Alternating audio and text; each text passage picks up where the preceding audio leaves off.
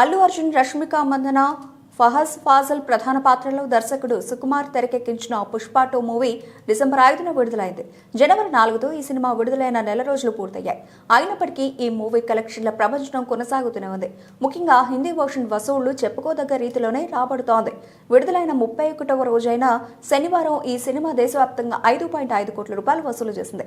తెలుగు వర్షన్లో 5.5 కోట్ల రూపాయలు, హిందీ వర్షన్లో 4.35 కోట్ల రూపాయలు, తమిళం, కన్నడ వర్షన్లలో కలిపి 15 లక్షల రూపాయలు కొలగొట్టింది. దీంతో దేశవ్యాప్తంగా ఈ సినిమా కలెక్షన్లు 1200 కోట్ల రూపాయల మైలురాయికి చేరువయ్యాయి.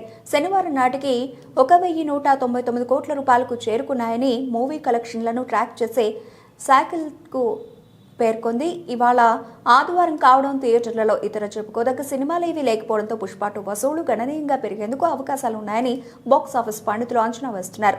ఇక ప్రపంచవ్యాప్తంగా పుష్ప 2 సినిమా కలెక్షన్లు 1800 కోట్ల రూపాయలు దాటాయి. సంక్రాంతికి కొత్త సినిమాలు వస్తూ ఉండడంతో పుష్ప 2 వసూళ్లపై ప్రభావం చూపే అవకాశాలు ఉన్నాయి.